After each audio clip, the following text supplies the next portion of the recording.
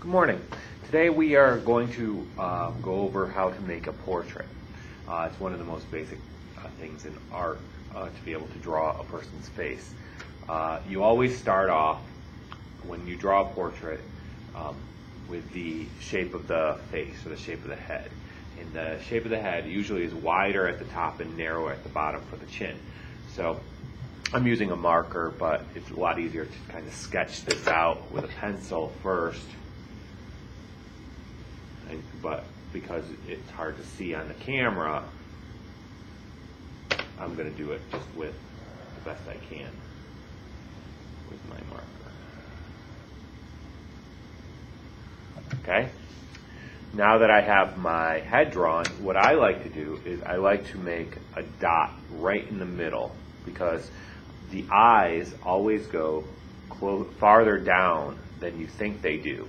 It's easy for you to think the eyes go up here because a lot of times people don't factor in how big people's the forehead and where the hair starts. So I'm going to do this in pencil because I want to erase it.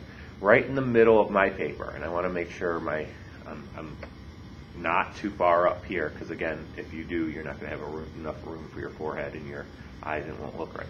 I'm going to make a little dot. Now that dot is going to be eventually erased. We're not going to keep it, but that helps me remember that my eyes go there, okay? Because a lot of times people put them too high up. Now, the eyes are actually pretty easy. The way you're going to do it is you're going to start off with kind of a short, long rainbow, and then you're going to connect it at the bottom. And what you want to do is get these kind of points in the corners of your eyes, like that, because your eyes actually, the white parts look kind of like the shape of a football. Inside we have an iris, and that is going to touch the top of the football and the bottom of the football. You want to make that circle nice and big, because if it's drawn too small, it will not look right. So I'm going to do another one on this side. Okay, and you can see I don't even actually draw a circle, I just make two curves to make it look like a circle. Inside that circle, I'm going to do another circle. This is called the pupil, and the pupil is actually a black dot. But what I like to do before I am going to be coloring it in, is what I like to do is make a little square, a little white square on each one, and that shows the reflection of the window or the light in the room, and it kind of makes your eye look shiny. It makes your eyes kind of look a lot better. I'm not going to spend too much time. I want to move ahead. Now, the eyes still don't look quite right. In between the pupil and the iris, that's the colored part of your eye. Most of the time you're going to be drawing with pencil. So what I like to do is I just make like wavy lines in between.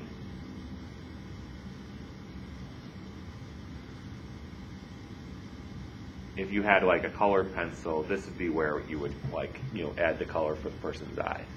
Okay? Now, this is another thing people often forget. They forget, for some reason, to draw the eyebrows. And the eyebrows are a very, very important part of drawing a face. They show a lot of the person's feelings. If you draw your eyebrows slanted like this, you can make the person look kind of angry. If you slant it like this, you can kind of make the person look sad. If you make them straight across, you can kind of make the person look curious. You always want to make your eyebrows have a space above the eye. If you add your eyebrow right on top, it looks really weird. So what I like to do for my eyebrows is I just make, because this is hair, I'm just going to make kind of a bunch of short lines and kind of shape my eyebrow the way I want it. You obviously want to try to keep them the same height on each side, and the same length. Kind of rushing.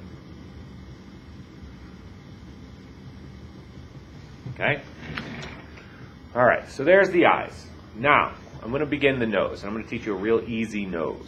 You're going to start with two lines. Now, this is going to be the bridge of your nose. And then underneath each line, we're going to leave a little space, and we're going to do a little rainbow shape, or line, I should say. And then on the side of that, I'm going to do a C and a backwards C, and then I'm going to connect it with kind of a bump. Now I'm going to put a little bit of a shadow. I'm just going to shade in a little bit of the bottom of the nostril to make it look a little bit more realistic.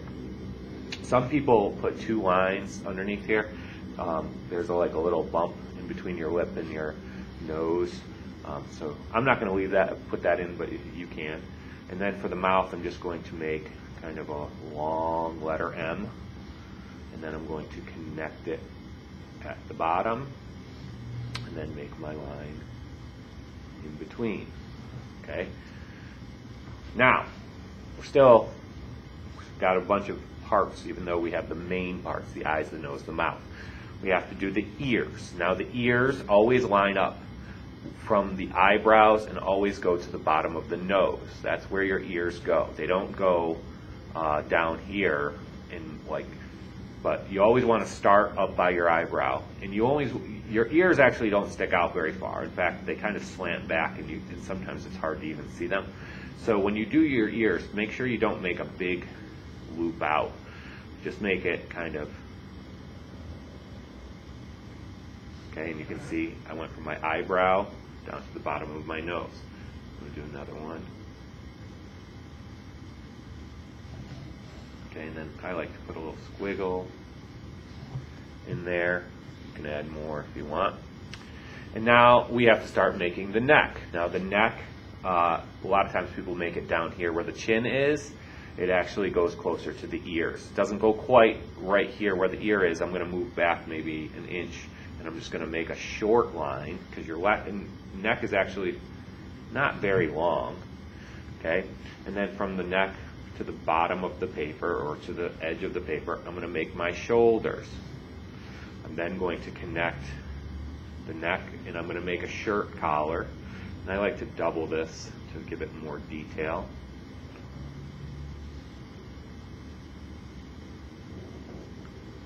Some lines in it. Obviously, if I had more time, I'd be a little neater with that. Okay, you put your logo, or you can make a different shirt collar if you want it. Okay, and now I'm going to move my attention to the hair. Now, the hair, everyone's hair starts with a hairline. It's a line that goes across the forehead that separates your hair from your forehead. Some people's are more straight across. Some people's are curved. Most people's are curved. But they usually start right at your ears. If you start way up here, it'll kind of look like you've got your head, the sides of your head shaved. So you want to start kind of close to your ears, and you just want to make your line. Sometimes you may have like something sticking down, but most of the time it's just kind of a straight line across. Okay.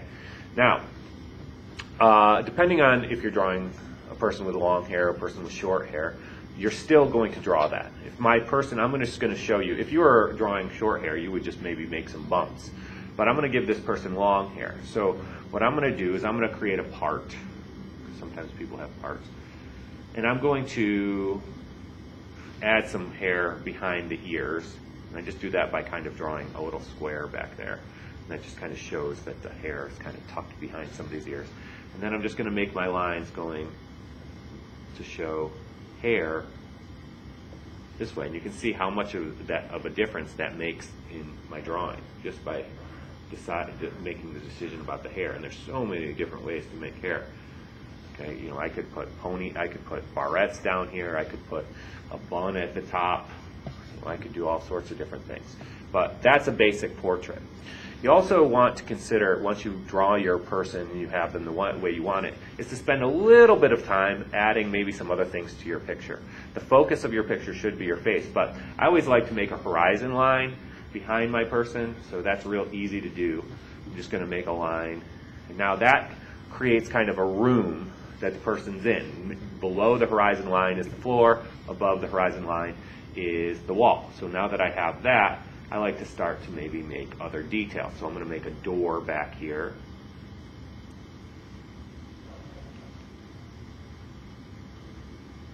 Maybe, because that's on a wall. Maybe back here I'll put part of a clock. Because I don't have a lot of room, I'm going to make that break boundaries. Boundaries when you draw part of something.